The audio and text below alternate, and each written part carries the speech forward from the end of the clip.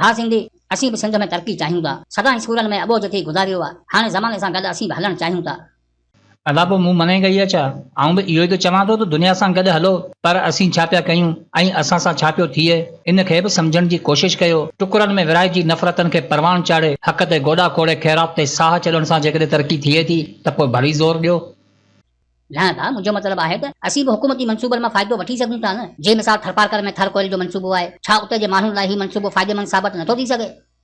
अदा हिकिड़ी ॻाल्हि ज़हन में रखो त हिते मनसूबो जेतिरो वॾो हूंदो आहे, नुक़सान बि ओतिरो वॾो ॾींदो आहे। ॾिसण में ॿुधण में त थर कोयल हिकु बहितरीनु मनसूबो आहे, पर हक़ीक़त में उते सिंधियुनि जी कहिड़ी औकात आहे, इहो उते वञी ॾिसी अचो। मक़ामी माण्हुनि खे दर बदर करे पोइ उन्हनि खे मामूली चौकीदार रखी उठ जेॾो थोरो कयो वञे थो। जेकॾहिं कुझु सिंधी वञनि पोस्टनि ते भर्ती थी अचनि था त उन्हनि जी कहिड़ी इज़त हूंदी आहे, इहो उन्हनि खां पुछो त सही। असां में हिकिड़ी ख़राब आदत इहा आहे त हमेशह हक़ीक़तनि खे लिकाइण जी कोशिशि कयूं था, पर ही हक़ीक़त आहे त थर कोयल में ॿियनि क़ौमनि जे साम्हूं सिंधियुनि जी का इज़त कोन्हे, इग्नोर कयो वञे थो। इन जो सभ खां वॾो सबूत इंजीनियर हरीश कुमार मेंगवाड़ आहे, जंहिं इंतज़ामिया जी गफ़लत ऐं लापरवाही जे सबबि तड़पी तड़पी पंहिंजो दम ॾिनो। इज़त परे जी ॻाल्हि आहे, असांजूं ज़िंदगियूं बि इन्हनि लाइ अहम न आहिनि। ही कहिड़ी तरक़ी आहे, कहिड़ी ख़ुशहाली आहे जेका असांजी ज़िंदगियुनि खे बि अहमियत नथी ॾे।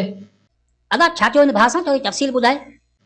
अदा 28 सालनि जो हरीश कुमार मेंगवार हिकु क्लार्क जो पुटु हो, जंहिंजे पीउ जो ख्वाबु हो त हरीश कुमार PhD करे। प्राइमरी तइलीम खां पोइ हरीश कुमार हैदराबाद जो रुख कयो, जिते हू ॿारनि खे ट्यूशन्स पढ़ाए मैट्रिक ऐं इंटरमीडिएट जा इम्तिहान सुठनि नंबरनि में पास कया। पंहिंजे वालद जे ख्वाब खे दिलि में सांढे सिंध यूनिवर्सिटी जाम शोरो मां माहौलियाती साइंस में ग्रेजुएशन मुकमल करण खां पोइ चीनी हुकूमत खां स्कॉलरशिप हासिल करे नॉर्थ ईस्ट यूनिवर्सिटी चांगचिल मां मास्टर करण लाइ रवानो थियो। 2020 में शादी करण लाइ मोकल ते वापसि आयो। मार्च में कोरोना जी वबा सबबि ऑनलाइन तालीम जारी रखी। फरवरी 2021 में पंहिंजी मास्टर मुकमल करण खां पोइ हिन साॻी यूनिवर्सिटी में PhD में दाख़िला लाइ दरख़्वास्त ॾेई छॾी। PhD जी पढ़ाई शुरू थियण ताईं हिन वांदे वेहण बजाए पंहिंजे क्लार्क पीउ जो सहारो बणजण लाइ थर कोयल ब्लॉक 1 ते कमु कंदड़ कंपनी EMC में नौकरी हासिल कई ऐं 8 अप्रैल ते शाम 5 बजे थर कोयल पहुतो। कंपनी पॉलिसी मुताबिक़ हिन खे 14 ॾींहं क्वारंटाइन कयो वियो। सिर्फ़ हिकु ॾींहुं गुज़ारण खां पोइ हिन पंहिंजे माइटनि सां उते मिलंदड़ गैर मयारी खाधे ऐं सेफ्टी इंचार्ज जे गैर मुनासिब रवैये बाबति शिकायत पूर्ण कई। आचर जे ॾींहुं शाम जो हिन खे तकलीफ़ शुरू थी वई। ब्लॉक 1 में तैनात डॉक्टर हफ़ीज़ राइमू खे इतला कयो वियो, पर हिन मरीज़ खे ॾिसण मुनासिब न सम्झियो। जॾहिं राति जो 8 बजे तकलीफ़ जी शिदत वधण लॻी त वरी सभा जे डॉक्टर ते ज़ोर भरियो वियो त हू अची मरीज़ खे ॾिसे,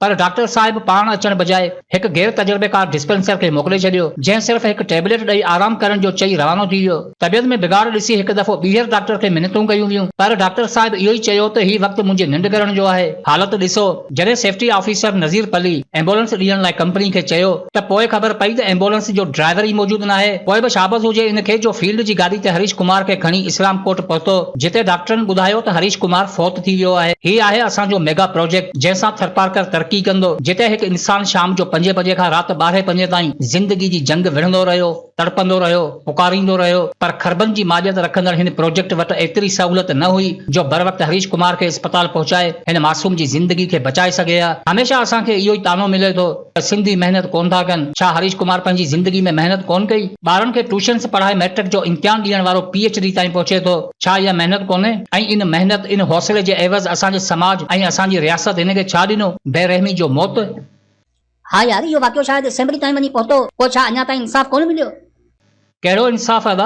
बेहसी लापरवाही हठ धर्मी जे करे हिकु मासूम खे मौत जे मोह में उछले ऐं पोइ FIR जी कापी ॾेखारण खे इंसाफ़ नाहे चइबो। इंसाफ़ ही आहे त हरीश कुमार जी तबियत ख़राब थियण ते समूरी इंतज़ामिया गॾु थी हिन जी ज़िंदगी बचाइण जी पूरी कोशिश करे हा। डॉक्टर खे निंड खां वधीक कंहिंजी ज़िंदगी प्यारी हुजे हा। एम्बुलेंस जे ड्राइवर खे छुट्टी खां वधीक कंहिंजी हयाती जो अहसासु हुजे हा। हरीश कुमार न सिर्फ़ कंहिंजो पुटु हो, बल्कि ख़ुदि 4 महीननि जी न्याणी जो पीउ ऐं हिकु ज़ाल जो मुड़ुसु बि हो।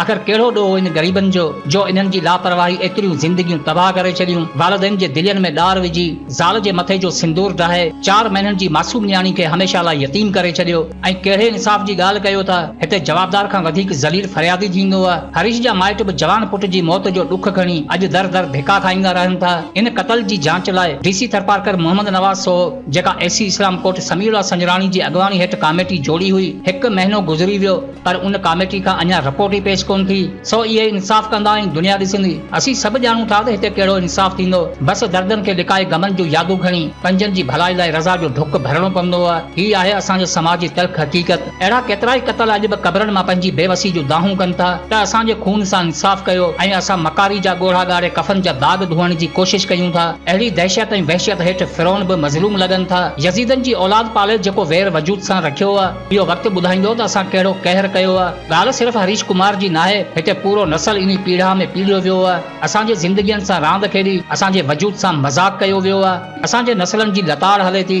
तॾहिं हिते आकान जी अयाशी हले थी। पर असांखे कहिड़ी परवाह। रिढ जी चोरी ते माण्हू मारियो, जिरगनि जी आड़ में औरतूं मारियो, हथियारनि जी नुमाइश करे पंहिंजे कबीले ते फ़ख्र कयो। हरीश कुमार मुओ त ख़ैर आहे, हिंदू हो, चाचड़ मुआ त ख़ैर आहे, छो त असांजी ज़ात न।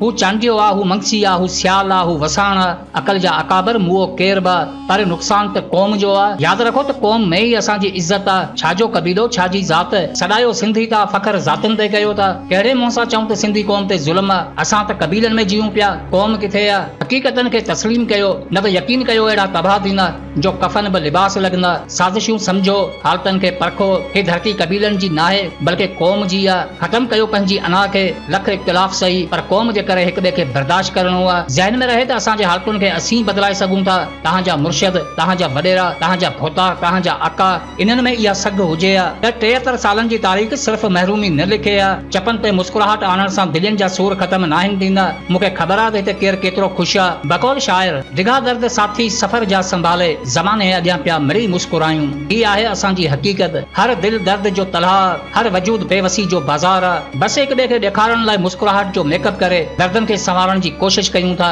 रड़ूं था, रूं था, हर हर मरूं था। जीअण जे आस में मौत जहिड़ी ज़िंदगी जीऊं था, पर पोइ बि इन अज़ाब मां निकिरण खे हराम सम्झूं था। हिते आकान जा दिलासा दर्दनि जो बुनियाद विझनि था, उन्ही बुनियादनि ते ज़ुल्म जा झंडा फड़कनि था। यादि रखो त इहे चालाकी सां असांखे गुमराह करे बसि दिलि में नफ़रत पैदा करे सघनि था, पर इन्हनि खे इहा ख़बर नाहे त ख़वाहिशनि खे ख़तमु करणु इन्हनि जे वस में नाहे। छो त ग़ुलामी में कुकड़ छो न खाराया वञनि, पर आज़ादी जी बुख कॾहिं मरंदी नाहे।